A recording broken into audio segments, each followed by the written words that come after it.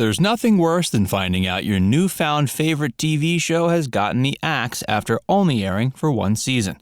A few examples immediately come to mind. My So-Called Life, starring Claire Danes.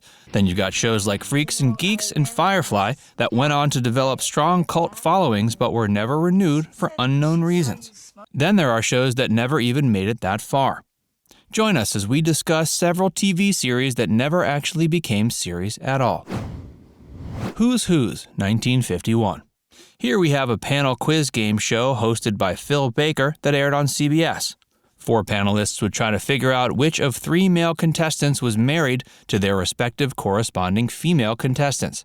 The show was dropped by its sponsor, General Foods, after just one airing because of dismally poor ratings. You're in the Picture, 1961. This CBS game show aired for only one episode on January 20th, 1961, the same evening that John F. Kennedy was inaugurated. The show is the creation of Don Lipp and Bob Sines, who were attempting to prove that its host and star of the show, Jackie Gleason, could demonstrate versatility after his successful run with the Honeymooners. The game show was canceled after receiving extremely horrible reviews by critics and audiences alike. The show was so bad, Jackie Gleason released a public apology the following week. In his apology, he rhetorically asked how it was possible for such a highly trained group of people to put out such a big flop. Turn On, 1969. This spin-off of Rowan and Martin's Laugh-In was a lot racier than its parent show. It was a sketch comedy show that aired for just one episode on ABC in February of 1969, and is considered to be one of the most notorious TV flops in history. The reason it was canceled so abruptly was that numerous broadcast officials and network sponsors considered it to be far too offensive and raunchy, seeing as how it leaned heavily on sexual and political humor. It's reported at least one local station, WEWS in Cleveland, refused to air the rest of the show after the first commercial break, instead opting to air 15 minutes of ads. ABC ended up canceling the program halfway through its initial airing. While 2 episodes were technically filmed, only one was ever shown to the public. The Melting Pot, 1975. This ridiculously offensive sitcom from the BBC was written by Spike Milligan, who also played its lead, Mr. Van Gogh, a Pakistani immigrant who Milligan played in Brownface. Not surprisingly, it was canceled after 1 episode. 4 other episodes had already been filmed, but they have since become lost media. Hey, if you're enjoying this video so far, be sure to give it a like and subscribe to Facts First for more. And stay tuned to learn about a sitcom so ill-conceived, its producers literally thought they could make Adolf Hitler funny. Co-Ed Fever, 1979. This 1979 CBS sitcom desperately tried, and failed, to capitalize on the success of the National Lampoon film Animal House, which had hit theaters the prior year. It was actually the 3rd frat house that aired on TV in 1979, so CBS clearly weren't the only ones to think that a college comedy would be in vogue. The first episode of Co-Ed Fever was aired as a special preview episode on February 4th, 1978, but it got such low ratings and negative critical response, it was canceled before the 5 episodes that had already been filmed could be aired. Melba, 1986. Melba was a sitcom that briefly aired on CBS in 1986. It starred singer-songwriter and actress Melba Moore as Melba Patterson, a divorced mother who was a director of New York's Manhattan Visitor Center. While the show wasn't particularly awful, it premiered on January 28, 1986, the day that the Space Shuttle Challenger tragically exploded after its launch. People were likely too busy watching news coverage to even bother checking out a new comedy.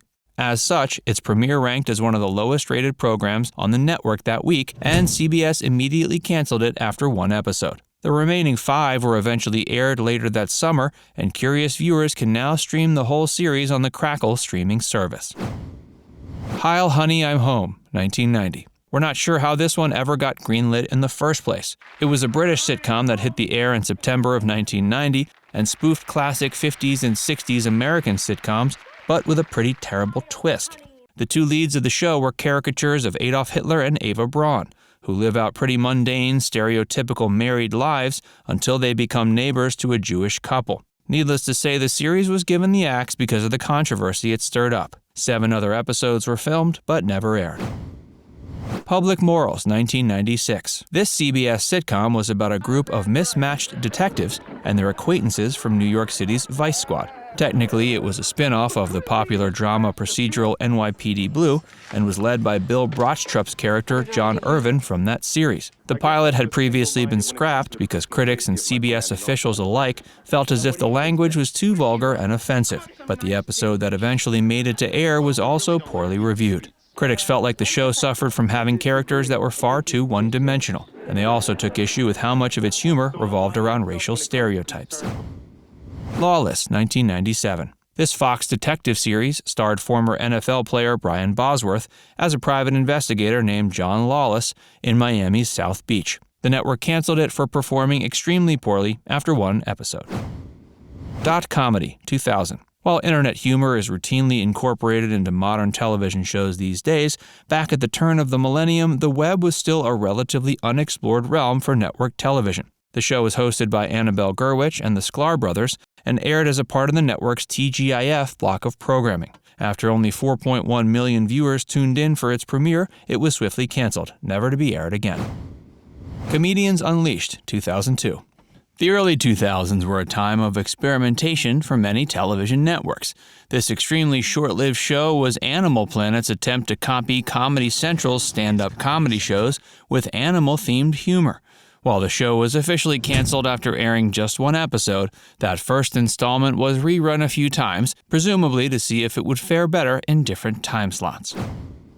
The Will, 2005.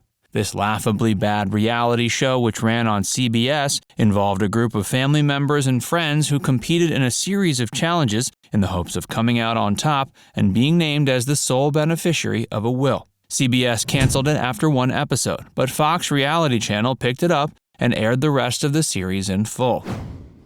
Emily's Reasons Why Not, 2009. This failed sitcom on ABC starred Heather Graham as a single, independent career woman who writes up a checklist to help her figure out when it's time to stop trying to find love and move on. The series was canceled after airing its first episode with ABC's chief of programming, Steve McPherson, saying he knew the show wasn't going to get any better and that they needed to cut their losses and swap it out as soon as possible. Reportedly, the show was greenlit without the ABC brass even seeing its pilot. The Rich List, 2006. This miserable game show was the dirty work of the producers of the British game shows The Weakest Link and Dog Eat Dog. Even though it was heavily promoted by Fox during the World Series, the show was sent to the chopping block after one episode. Oddly enough, it was later revived by the Game Show Network in 2009, renamed as The Money List. But that was canceled after airing just 9 episodes. Now it's time to hear from you. Did you see any of these quickly canceled shows? Let us know in the comments section below. And before you go, make sure you give this video a like and subscribe to Facts First if you haven't already. Click the bell icon to stay updated on all our latest content.